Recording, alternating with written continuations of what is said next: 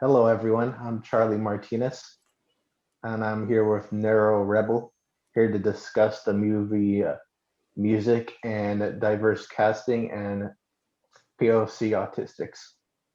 And today I'm going to be asking Christy here about questions about the movie music in regards to how things could have been better in the portrayal of the film of the main character, portrayed by Maddie Ziegler. So, anyways, let's get started here with the first Yeah. question. And you know Yeah, what? I didn't mean to jump this on you. I've actually changed my name since we planned this. So it's actually Lyric now. It's not Krista anymore. But that, like, when we Lyric. first planned this, it was Krista. And now we are like, a month later, finally getting on here. So hi again. New name. I didn't know. Sorry. It's okay. I don't think I told you. So that's probably bad on my part. And then you said it and I went, oh, I don't think I made a note of that. Because I kind of noticed that you go by pronouns, so I just want to go by your name. Yeah, But no, that's I fine. did. It's Lyric now. And you know what's funny is it's okay. All of my videos through the end of May, and it's the beginning of May right now, have my old name on them because I scheduled them in advance. So it's not the end of the world. We'll move on and jump on it anyway. Yeah. Well, let's jump on to the first question. Yeah. Well, first question.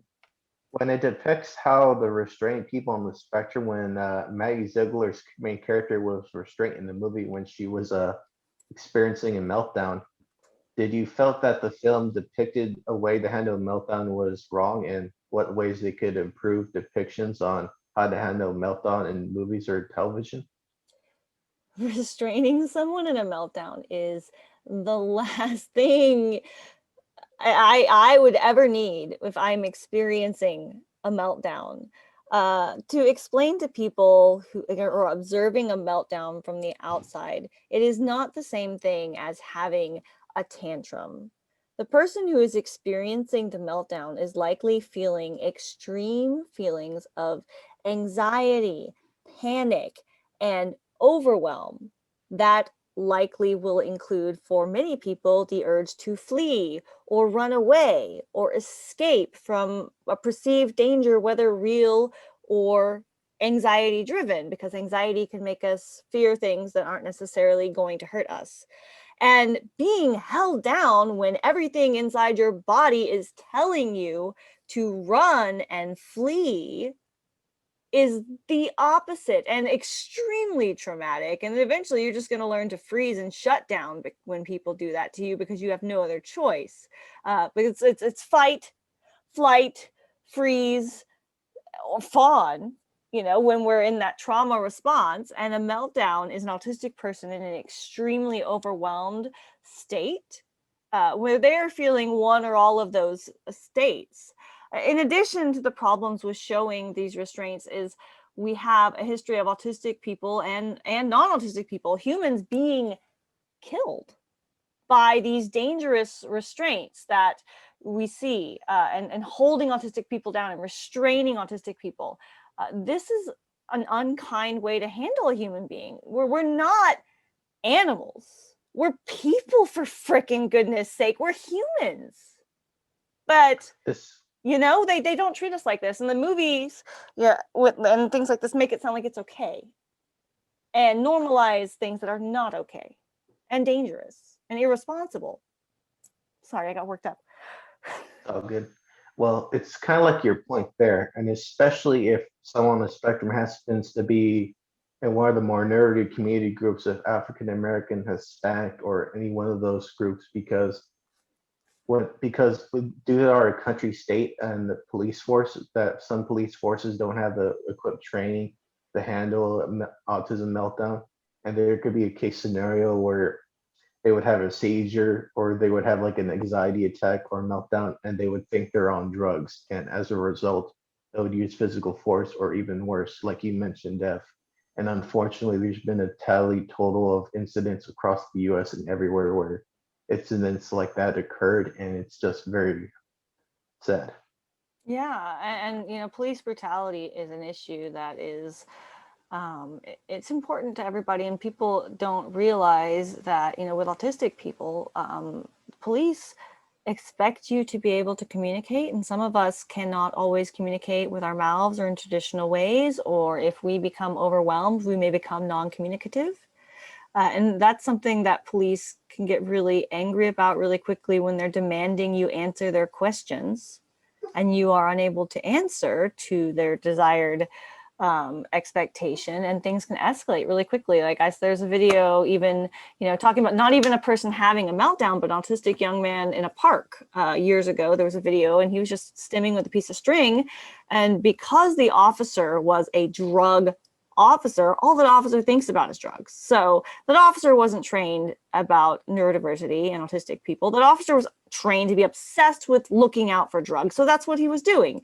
And so he thinks this poor kid in a park playing with a string, stimming, is doing some kind of drugs or is on drugs because of his natural autistic movements. And I remember being probably middle school, so 12, 11 years old, the first time I remembered people saying, "Are you on drugs? What are you on? Like, are you high?" And asking me if I was high, and I wasn't high. I was just myself. I wasn't doing anything, and thinking, wow, what is it about me being myself that makes people think I am on something or I'm on drugs? Like, it was scary. And then, it made me very afraid of police, because I know police are always looking for people on drugs. And then, seeing that video of that autistic boy in the park, that is like my fears from childhood brought to life. And this is, and I'm a light-skinned autistic person. I'm a light-skinned mixed race person. I'm white passing.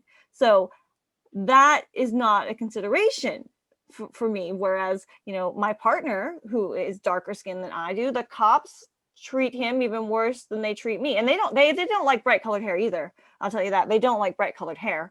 But I can change my hair. My partner cannot change his skin color. And things where I'll get off with like a warning where there's not even a written warning, just I'll get off on it. Like he'll end up in jail, So you can't tell me that they don't treat people differently depending on their skin color. So, police brutality and all of this is an issue with race, but it also is an issue with neurodivergence and people who move, think, act, and communicate differently. Exactly. Because when it comes to the big minority group of how certain autistics within the community, especially African American autistics, Hispanic or Asian autistics, like those are the main minority groups that don't quite get the help and assistance they need. Because when it comes to the diagnosing criteria or any sort of accommodations, they always come last. And even in shows and movies, you see depictions of white males or white female leads that are on the spectrum. And when you show that on the big screen, people are going to get the wrong depiction of the character and people on the spectrum, when they want to have someone exactly on the spectrum that could represent someone from the LGBTQ community, the African American community, or the Asian community, in fact. And having these diverse lead roles will lead to having more relatable characters to some people in the autism community. Yeah, and that's really important. Is actually something I was just talking about today earlier, because I spent a large part of my life, 29 years of my life, without knowing I was autistic, and I didn't have the labels to describe myself, and I felt very alone. And if you know you're different, you don't have the labels to express your feelings, you don't have a way to share your true self with the world, like a little butterfly stuck in a dark cocoon. And creating a vocabulary around your identity is essential, because that allows for shared human experiences. And people in minority groups, we often do take on labels because we don't see ourselves in mainstream media. And many of us grow up feeling very isolated, like freaks of nature. I felt like a freak of nature, or a lesser version of a human, because there was a lack of acceptance and visibility. There were always, I always saw trans binary people, but I never saw trans non-binary people or non-binary people growing up. And so like, I didn't even know that was an option. And it's just and it's important for people to realize too, because we need to feel seen and we need to see representation of our own selves in media.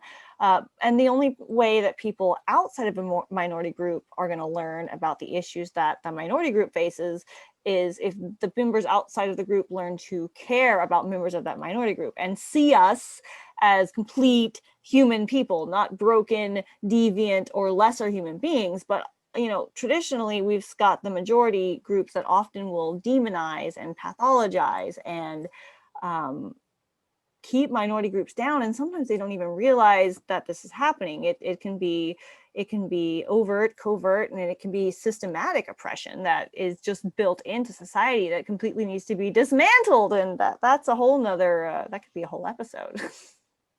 Yeah, it can be a whole episode.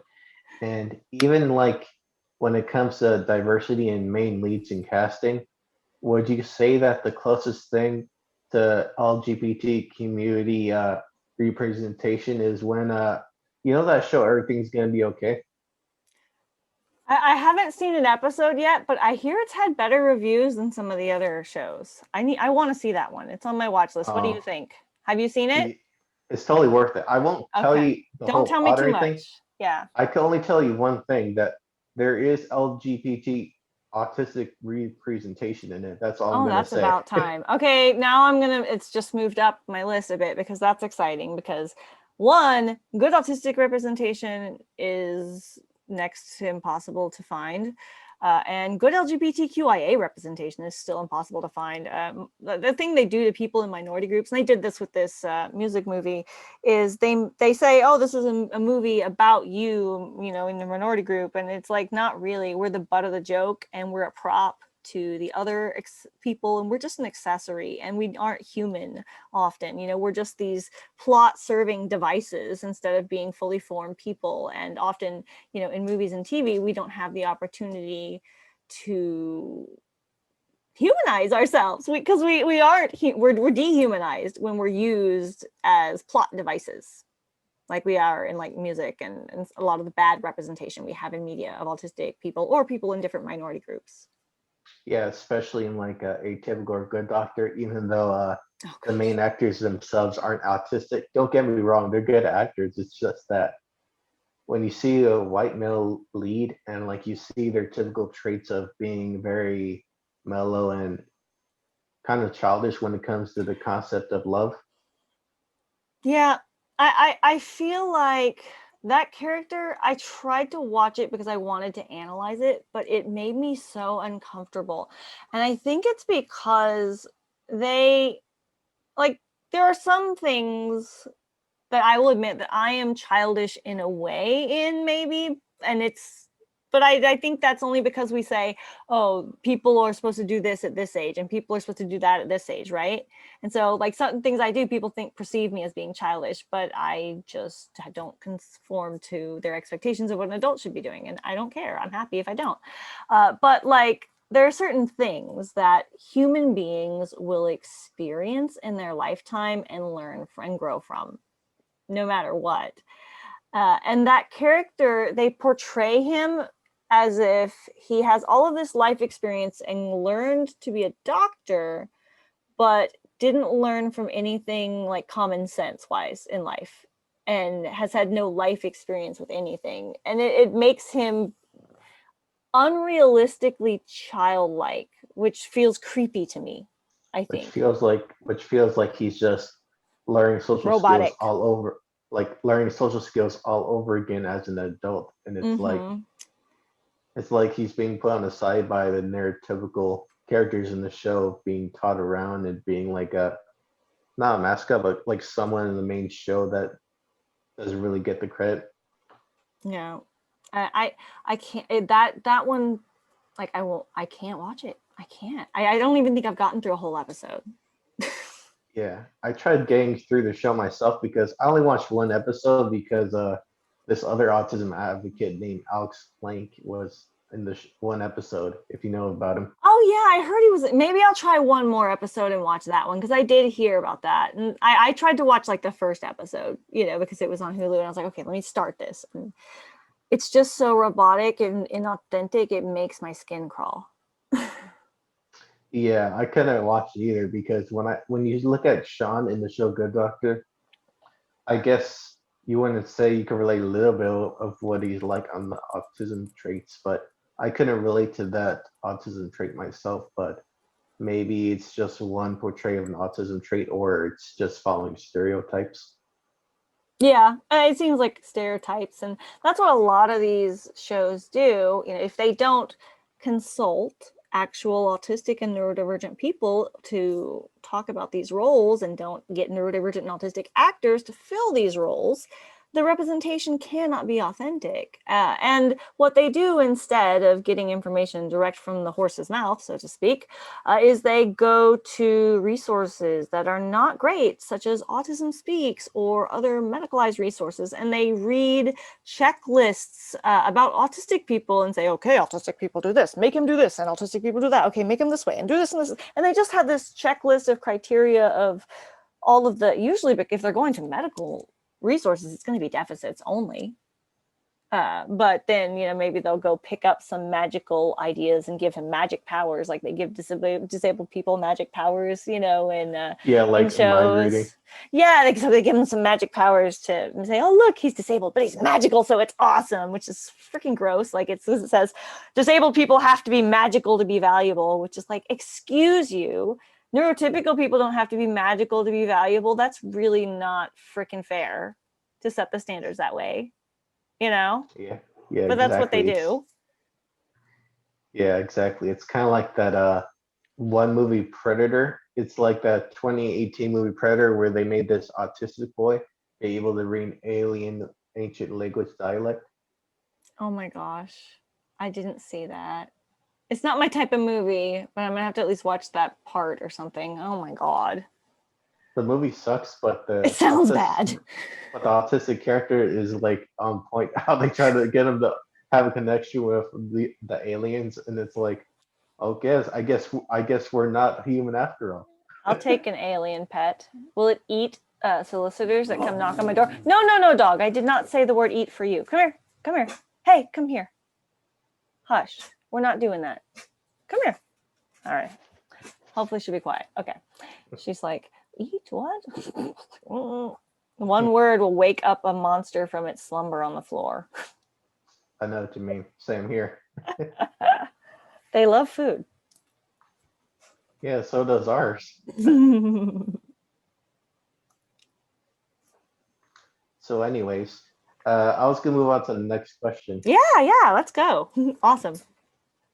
When it comes to depiction on main lead roles, when you think about films like uh, Peter Pan, the one from 2015 where Rooney Mara was playing Tiger Lily, and The Great Wall when Matt Damon was playing the main lead in a medieval Chinese film. Would you like to see when it comes to lead depiction of films and characters on the spectrum in the future? Oh my gosh, I'm thinking about those. I haven't seen The Great Wall. And now I think I need to rewatch that Peter Pan movie because I don't think I've seen that since it came out. But like I guess it's just called Pan. Okay. Oh my But gosh. I haven't seen those in a really long time. But I mean, in general, it sounds like the first one, like the character is probably not appropriate character for the Great Wall movie. Like that sounds wrong. I haven't seen that one, but that sounds like why would they have a white guy playing that role? That's like my first thought when you tell me what that. Maybe I'm wrong because I haven't seen that one. I need to rewatch the Peter Pan movie because I can't and really remember it. and it's like they had a white actress play Tiger Lily, which she's Yeah, actually Native American. and see that doesn't. Yeah, that's not good either. And it's like, Yeah, that's not okay, gonna fly by. like there's only so much representation. Can they please give it to a native actor? That would have been great. Yeah, yeah, I don't even really remember that movie very much. So I'm gonna have to go back and look at that one too. But you know, it's just like with autism. We have that same problem where all the autistic people tend to most of the time be represented as white people. You know, and that's not realistic either because autistic people are every race, every gender. And they're always straight too. Like they almost always show autistic straight people. That's why I said, oh, it's exciting. You told me about that show that has a LGBTQ autistic representation. I'm like, okay, really interested to see that, because a large percentage of autistic people are also LGBTQIA, more so than in the neurotypical population. Like I was hanging out, with, like, anytime I go around autistic and neurodivergent people, it's like I've never been in a group with so many other queer people at once. Like, it's like we're all of a sudden, there's like, you assume that it's probably more queer people than straight people in the room, which is weird because nowhere else I've ever seen that. Like, there are straight autistics, they exist, I know them.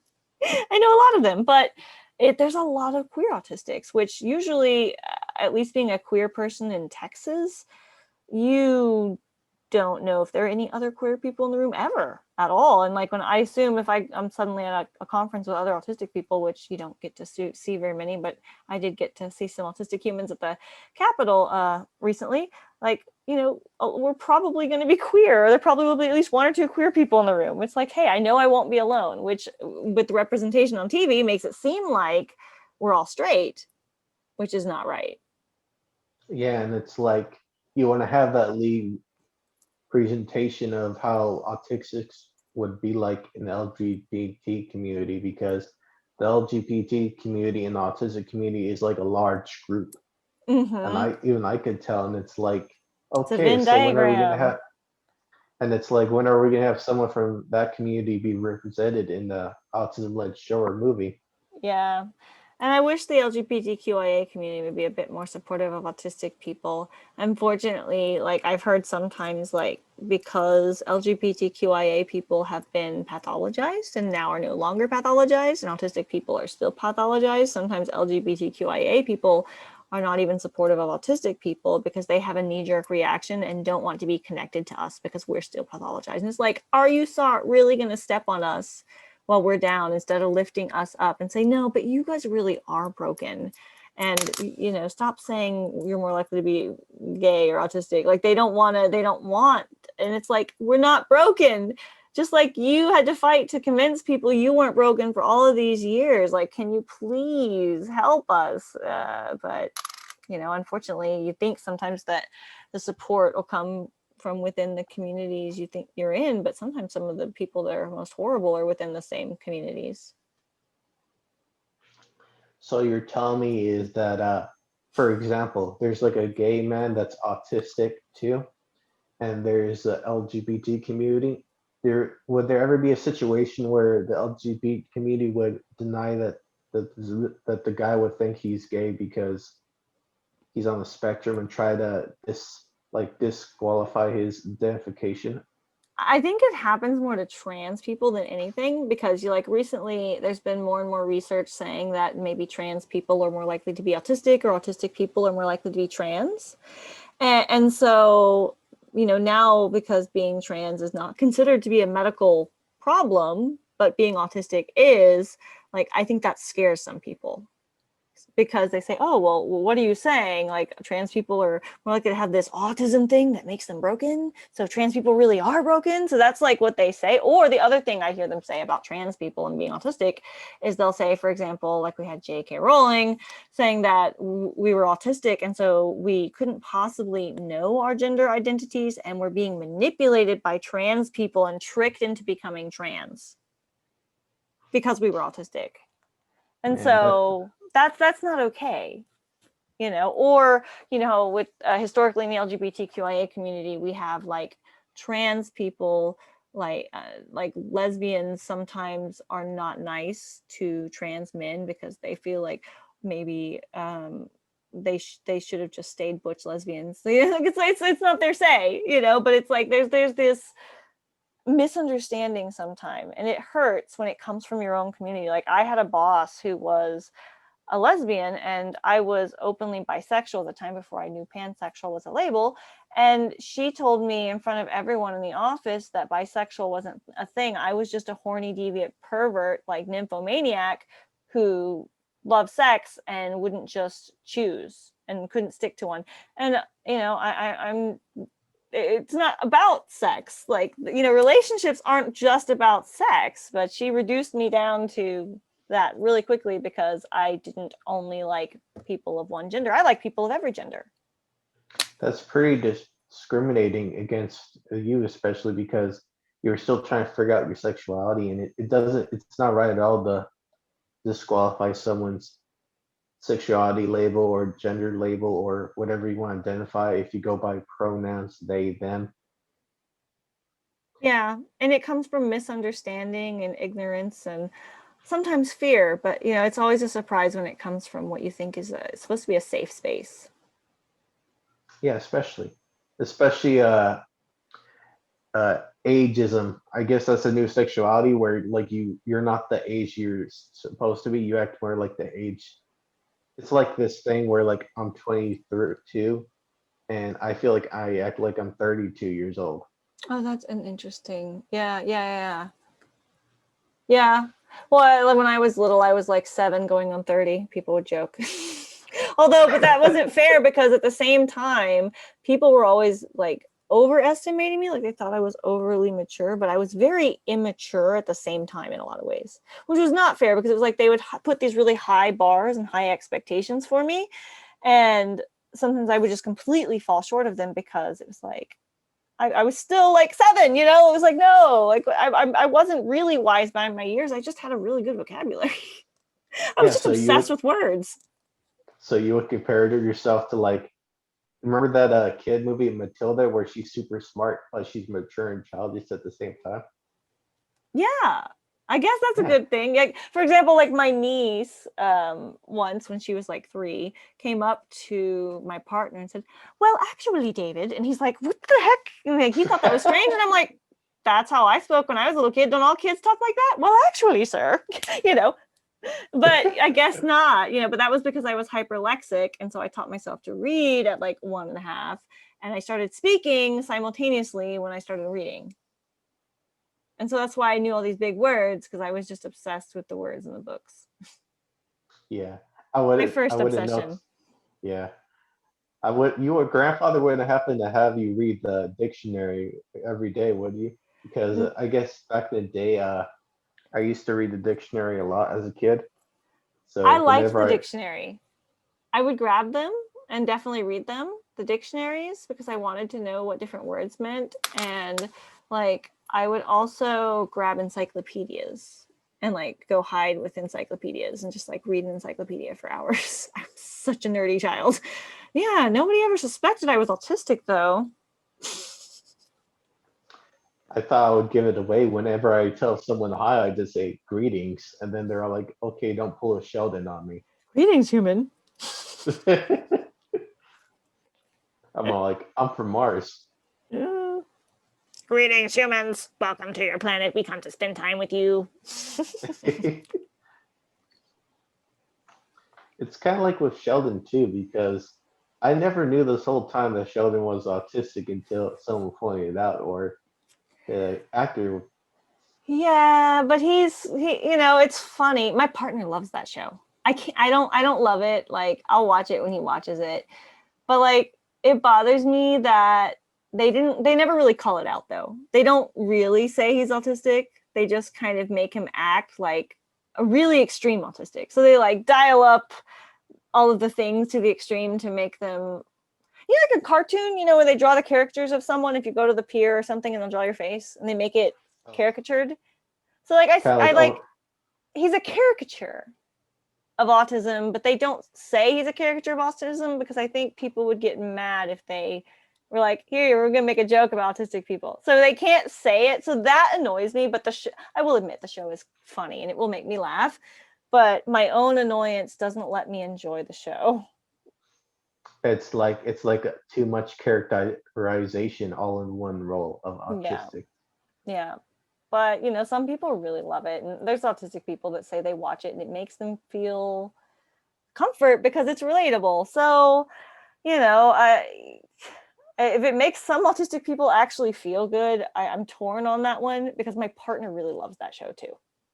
But he's Well, not in all of the depths of some of these civil rights issues and these representation issues. Like, that's just my world. He's just an autistic human living his life out there.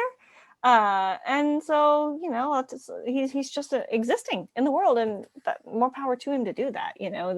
This isn't what everyone is made to do, or in love with doing, or cut out to do, or want to do. It takes a specific personality, I think.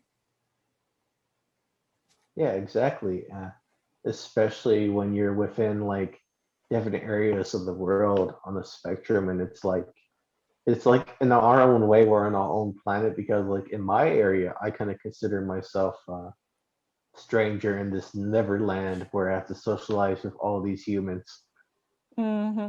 Yeah, I've been joking with people recently. Like, I haven't seen humans very much in the past year, and I've loved that. I've loved it so much that I've been like isolated. It's been great. It's given me an excuse, and I'm gonna go start getting my vaccinations next week. Yay, finally! But oh, no, now I don't have an excuse to avoid people anymore.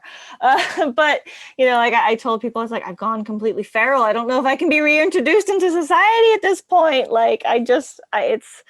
But here in Texas, it's like we're in this big red, super conservative state, and Austin's like this little blue blob. But really, it's like, do I want to venture out into it? I kind of avoid people, and when I'm not on the internet doing things and meeting cool people like this, because I can talk to people all over the world now. That's fun. I'm like going into the woods and hiding from humanity. Like, most of the time, I'm like hiding by the river in the woods, like on my own. Social distancing was not very different from my real life, except I stopped getting on planes and doing presentations in person, and they went to Zoom, which is actually a lot easier on me as an autistic person. Like, I get a lot less burnt out doing it that way, because I can just go rest and take breaks and things, and I don't have to. I like planes. They're fun. I got used to them, but they kill me. The travel kills me. And being in a strange place, I can't relax. It's just, my routine's a mess. It's hard. Like, it's really hard. Man, I know what you mean there. Imagine going on a 12-hour flight to Australia. Oh my gosh. See, that's too much. I like the worst one I did was, I had a full like 12-hour travel day, but it was two different flights, flying into Atlanta and then flying all the way up to the northern part of the US. And so that was like a 12-hour travel day, but it was like airport to airport. I bet that's like, what, a 16-hour travel day? Yes, it is. Ooh, that's too, And like, it's yeah. Ooh. and it's like if you're traveling middle or like the less class, you have to sit in the same spot The for whole the time. next 12 hours. Oh my And it's God. like, can you sit down for that long in a period of time? And it's My like, knees would be killing me. My knees are aching just thinking about it. I'm like flexing my knees on the table, going, "Oh my God, no!" I think I'll have to stand up because my butt cheeks wouldn't be able to stay that still for long. Right? Oh my gosh, no. Oh no, I can't sit in one place that long. Wow. Yeah. Yeah, I don't know. I haven't had to do a flight that's that long yet. I think the flights, it's like 4 hours, and you get off and you get on 4 hours. The worst thing for me is when there's like an airport and there's a connecting flight and you don't have a lot of time to change flights like that. Then you will see me running Mm. and crying through the airport, like bawling, trying to like make my flight, because I am bad at direction. And navigating inside a building is so hard. Like, I was trying to navigate inside the Texas Capitol yesterday, and I was so lost all day, all day, and Man, I had a map. I wouldn't know anything about the capital because I only lived here for about 4 years. So it's like this place is still foreign to me too, and my family as well. It's a fun place to play hide and seek, but you might get lost. It's actually kind of cool. You can just wander in if well, now you have to get a COVID test or show your vaccines. But, it's like you can go and just kind of walk around and look at the old architecture and the buildings. And like, we were up there, testifying on a bill, but it's a nice place to actually go hang out. And we used to just go down there if we were downtown in the summer, because it's air conditioned and you can just wander in and cool off for a bit, because it's 110 in the summer, and that's not fun. 110 down here. It's Sometimes. kind of it's always cool, and we just recovered from a winter storm a couple like 2 months ago or so. Where are you at? Somewhere around Grand Prairie in Dallas. Okay. Oh, you're up. Yeah. You're up from me a bit. Okay. What about a couple hours? Okay. Yeah. I'm near like Austin. So yeah. Yeah. Yeah, you're a little cooler, but yeah, we'll be in the triple digits by the middle of the summer. I'm willing to bet here. Go down to Houston, that's worse, and it's humid. Houston gets everything, the flood warnings, the tornadoes, everything. Dude, I'm getting so excited about how many autistic people I'm meeting in Texas lately. So What excited. the where are they? Because it's like I've been looking at these groups and trying to find others so I would have like allies, and it's like they're always like 30 or 40 Well, minutes you away from reached me. out. Like sometimes people reach out. Like people have been reaching out. Like before I had an international audience and I felt like I wasn't reaching anybody near me. And also like you've reached out.